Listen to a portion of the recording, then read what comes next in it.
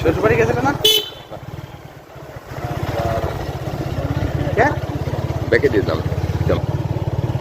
ব্যাকে দিলাম, ব্যাকে দিলে তার সামনে দেওয়া। এই শ্বশুরবাড়ি যাও নাই কে? বুঝছো? শ্বশুরবাড়ি যাবো নিয়ে আসার জন্য। ও আগেই চলে গেছে। শ্বশুর আসছিল, এসে নিয়ে গেছে।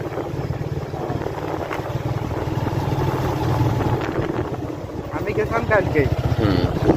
আমার তো শ্বশুরবাড়ির কাছে আসাম দে। পরে প্রোগ্রাম ছিল তো আছে সংগঠনের। হ্যাঁ।